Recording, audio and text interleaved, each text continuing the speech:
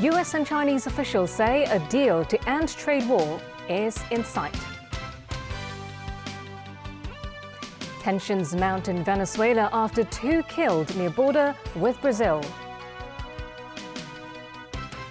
And Transport Chief hints part of Sha-Tin to Central-Link could open despite ongoing scandal over shoddy construction.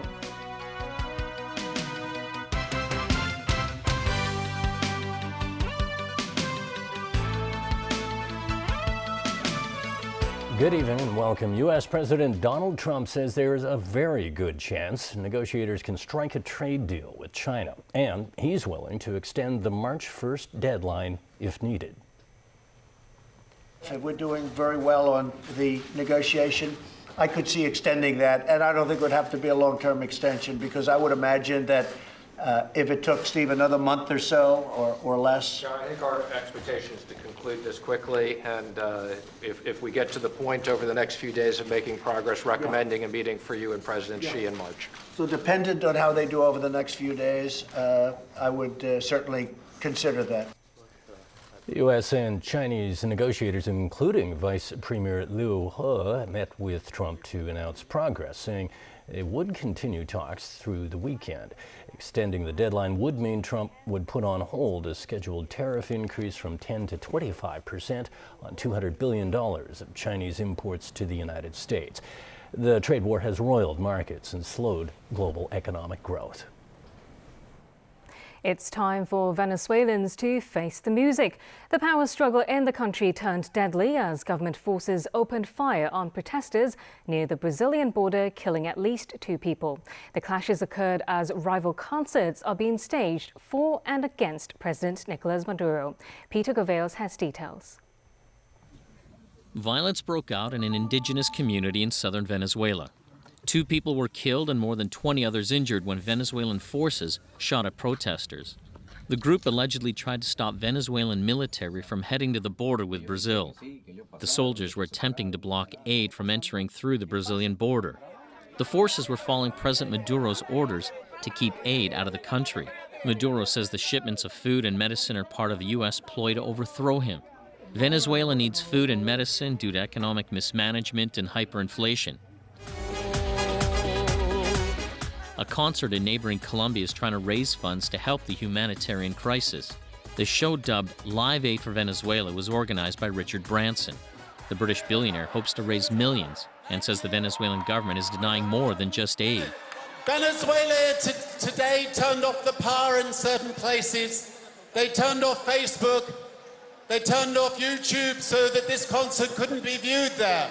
So I ask you to join with me in making it very noisy so everybody in Venezuela can hear and say, Libertad!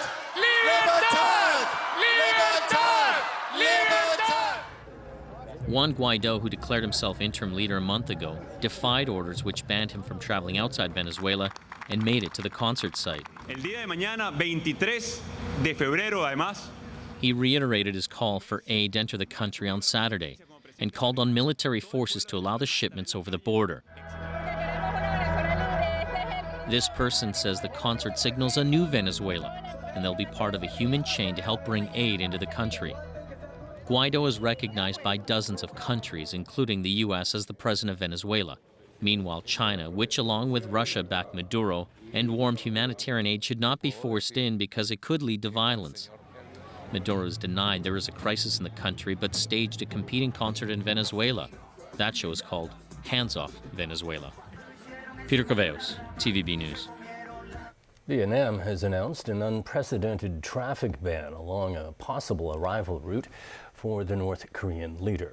Kim Jong-un is scheduled to arrive in Hanoi next week for his second summit with U.S. President Donald Trump.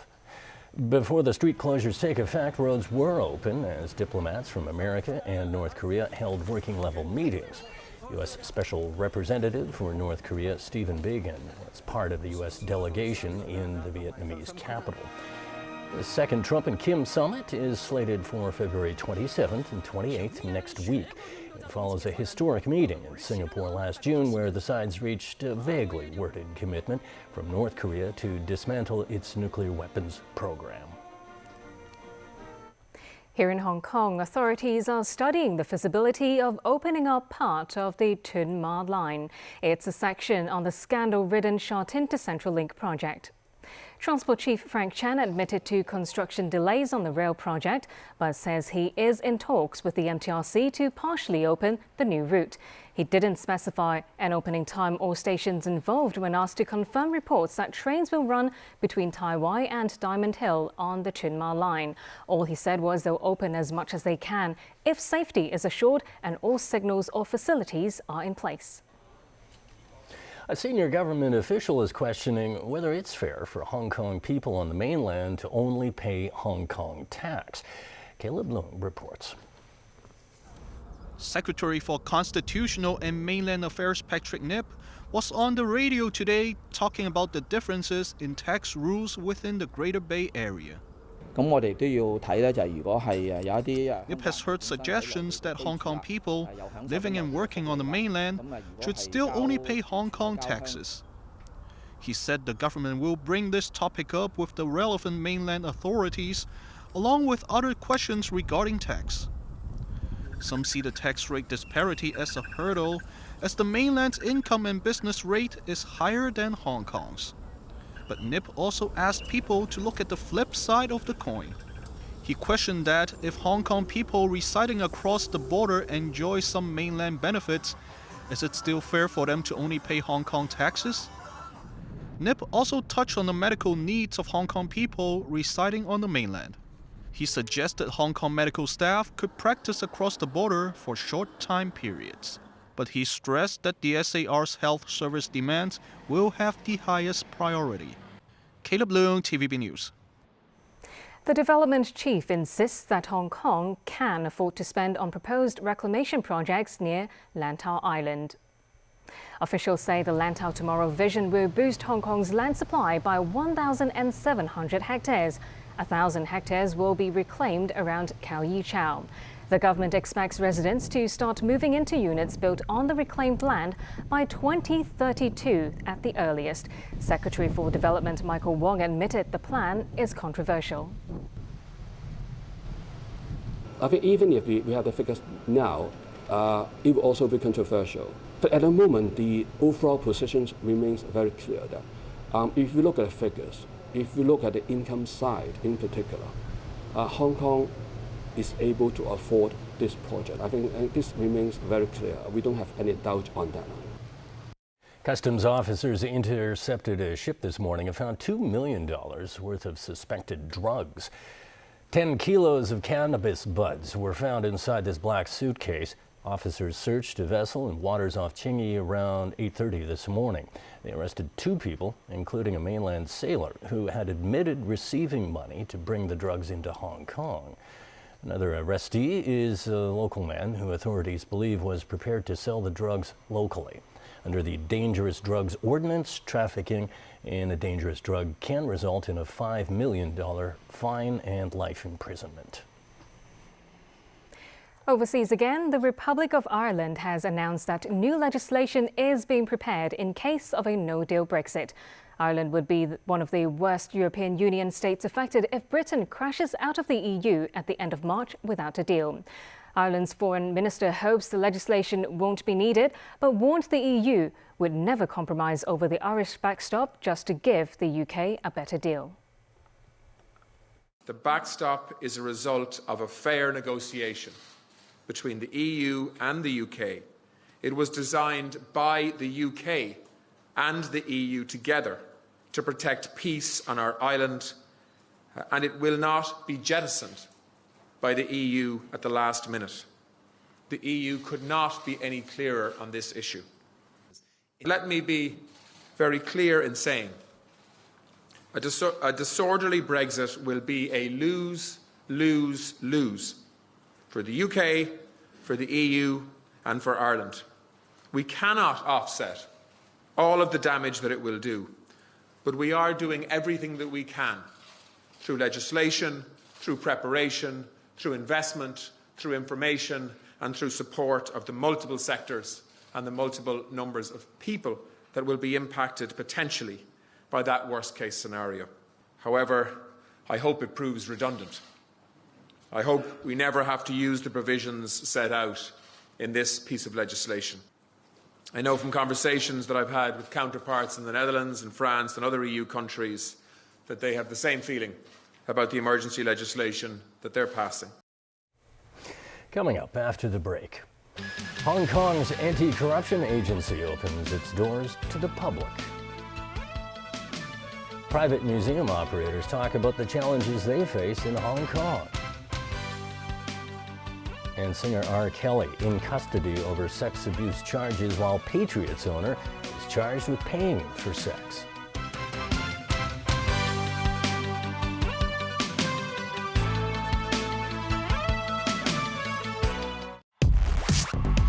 Get it! People can't get enough of stories. So long as the people in the stories are us. It is wonderful to see you. It is, isn't it?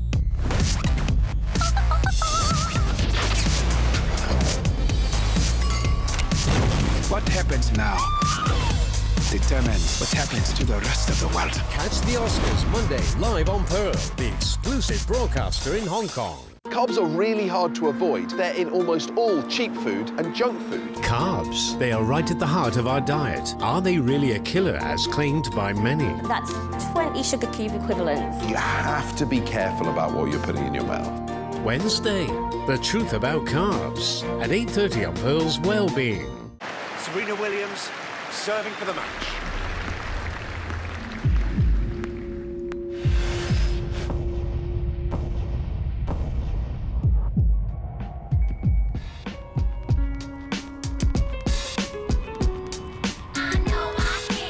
I wanna be. If I work hard at it, I'll be where I wanna be. I know I can. I know I can. I know I can. Be what I wanna be.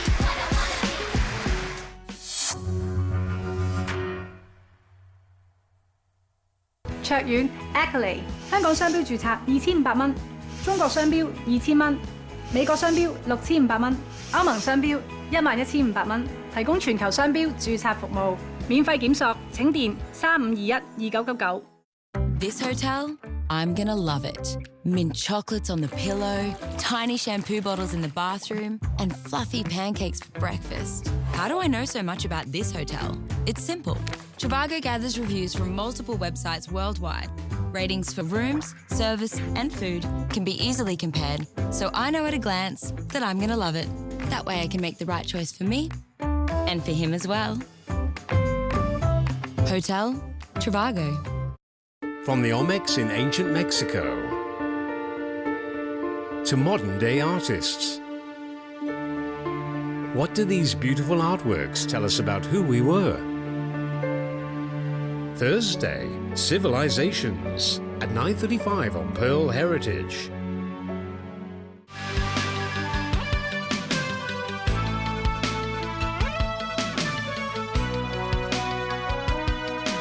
Welcome back to TVB News. The city's anti-graft body is holding open days this weekend in celebration of its 45th anniversary. Visitors will get a rare glimpse of the ICAC's inner workings, including its detention facilities. Kena Chu reports. It's all white everything, including beds, desks, and stools inside the 28 detention centers of the Independent Commission Against Corruption. For the first time, members of the public will be able to access 5 of them during the ICAC's open day. For security reasons, all furniture within the enclosures are fastened to the ground. Detainees are watched through a peephole viewer instead of surveillance cameras. The opening of the detention room is to give the public an idea of how suspects are treated after their arrests, said Brenda So, the ICAC's Hong Kong Island regional officer. The ICAC's 2019 Open Day at its North Point headquarters takes place this weekend and on the 3rd of next month. The occasion will give access to some 5,300 visitors who were selected by lucky draw. In groups, ICAC officers will show them around the various facilities. They will also be shown the guns carried by the witness protection and firearms section. This boy found the guns on display much heavier than he had imagined. As a psychological trick, triangular desks are used in a video interview room to prompt people to speak more, according to the ICAC. That's because square tables evoke confrontational sentiments. Over at the Identification Parade Suite, witnesses used to identify suspects by tapping on their shoulders before one-way mirrors became available. Kana Chu, TVB News. There are dozens of museums in Hong Kong, including publicly funded ones and private institutes. However, there have been challenges along the way for private museums. Sharon Tang had a chat with some of the operators.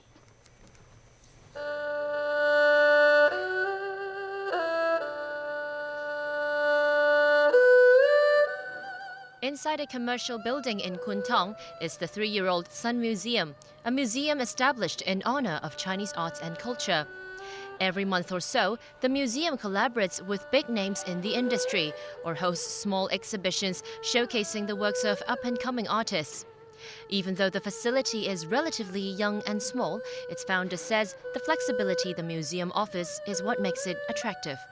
A lot of museums might require 2 to 3 years in planning, but because we're a much smaller organization, we were able to get things done in a matter of months, which is a very short time in our industry. She added that financial costs alone are not a problem. What matters is how to build up the museum's reputation. For the public to recognize and understand what we're doing and just to learn about us has been a challenge. We have come a long way, but I do foresee us having to work even harder on increasing public recognitions for our museum. Over in Sheung-wan, a museum dedicated to the city's medical sciences. Here's the backstory. 1894, there was a severe outbreak of plague in Hong Kong. After the outbreak, the government recognized there's a need to build a laboratory for investigation of infectious disease. So the building was built and opened in 1906. The museum also exhibits a historical timeline of health and medicine development in Hong Kong. This oral history archive chronicles key events during the 2003 SARS outbreak. As a private institute, it has not always been easy to get funding for the museum's operation over the past 23 years. We are not successful because there are so many competitions. We also apply to some funds for the other non-government organizations. I don't think it's enough, but of course we'll try our best to do so. Currently, archive items such as these apparatus used back in the 19th century mainly come from public donations. Not all donated items received will be displayed. The museum's Education and Research Committee will first examine the object's historic value and significance to see if it can make the cut. Sharon Tang, TVB News. More overseas news. Nigerians are voting today in a presidential election 1 week after a surprise last-minute delay. Multiple election observers are tracking the status of polling. My message to the people of Nigeria would be a free and fair vote, no violence, an election that will be decided by voters, not by any outside or internal forces, not by violence, not by any political party. The whole point of an election is no one is supposed to know who is supposed to win, but everybody must accept the results of a free election. Elections were postponed last Saturday, just hours before polls were set to open. The Electoral Commission says the delay was due to logistical factors and denied political pressure played any part in the decision. President Muhammadu Buhari is being challenged by billionaire former Vice President Atiku Abubakar for the top seat in the country. U.S. President Donald Trump has announced that he's selected Kelly Craft, the ambassador to Canada, as his new nominee to be the next American ambassador to the United Nations. Trump said in a tweet that Kelly has done an outstanding job in representing our nation. If confirmed, Craft would fill the job last held by Nikki Haley. It was reported Trump had been advised Craft's confirmation would be the smoothest of the three candidates he had been considering. Trump's first pick to succeed Haley, Heather Nauert, withdrew her nomination last weekend. Kraft, a Kentucky native, was a member of the U.S. delegation to the UN General Assembly under President George W. Bush's administration. Grammy Award-winning R&B singer R. Kelly has been charged with aggravated sexual assault of 4 people. The allegations are that he violated underage girls and held some as virtual slaves. Alan Booknear reports. The 52-year-old Kelly, whose full name is Robert Sylvester Kelly, surrendered to Chicago police last evening. He was driven to court in a police van. Cook County State Attorney announced 10 charges against him, dating as far back as 1998, involving girls between 13 and 17 years old. They come after a TV documentary series in which multiple women accused him of sexual misconduct and abuse. Today marks a watershed moment in the 25 years of abuse by this predator known as R. Kelly. He, together with those that enabled him, undertook a course of action over 2 decades to abuse and sexually assault young girls, especially many of whom were the most vulnerable in our society. Best known for hits such as I Believe I Can Fly, Kelly's charges come a week after Avenatti said he gave prosecutors video evidence of the singer with an underage girl. We are aware of 2 other tapes in existence, one of which we have recovered, the second of which we are in the process of recovering. Kelly, who was acquitted of child pornography charges in 2008, has consistently denied sexual misconduct. His lawyer called the charges a rush to judgment. One of the cases seems to be a rehash of the conduct he was acquitted for. Double jeopardy should apply to everyone, including R. Kelly.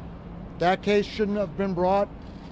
And the last case is a case that involves some allegations in the late 2000s. I know the police have been aware of those allegations. They investigated them.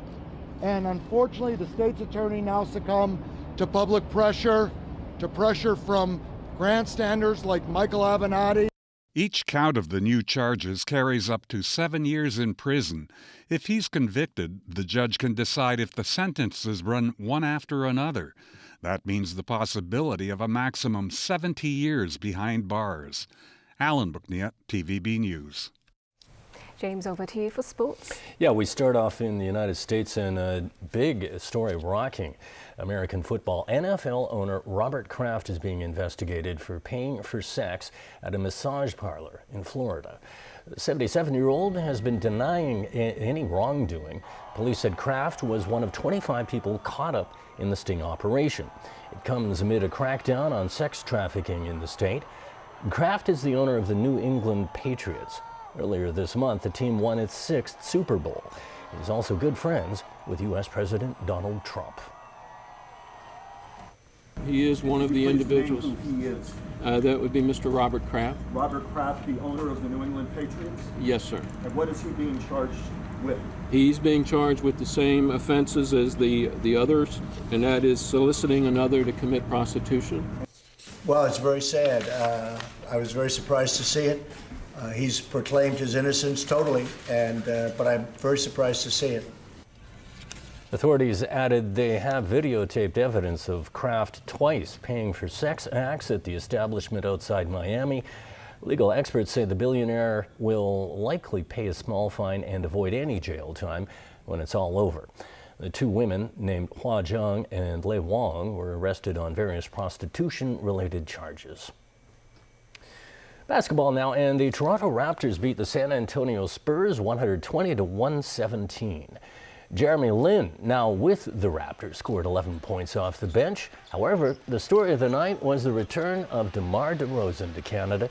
DeRozan played 9 seasons in Toronto before being traded to the Spurs in the offseason. He finished with 23 points, but committed a costly turnover late in the game. Kawhi Leonard, who was part of that trade, scored 19 of his 25 points in the second half. Marco Bellinelli missed a 3-pointer at the buzzer that would have sent the game to overtime. The Raps have won 7 straight. Golf now. Tiger Woods may not be #1 anymore, but he still has his legion of fans. They cheered every shot as Woods climbed up the leaderboard at the Mexico Championship. The 43-year-old fired a 566 and is at 500 overall. He trails Dustin Johnson by 6 strokes after 2 rounds. First-rounder leader Rory McIlroy is 2 back. Defending champion Phil Mickelson recovered from an opening round 79 to shoot a Friday best 65.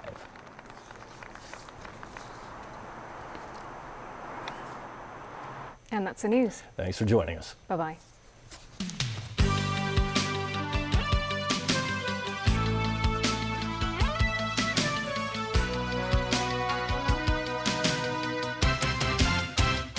Ready to do some diving? Go hit some cenotes. All right, let's go. Jonathan Bird takes us underwater to befriend sharks, investigate mysteries, and gaze at beauty. Prepare to be amazed.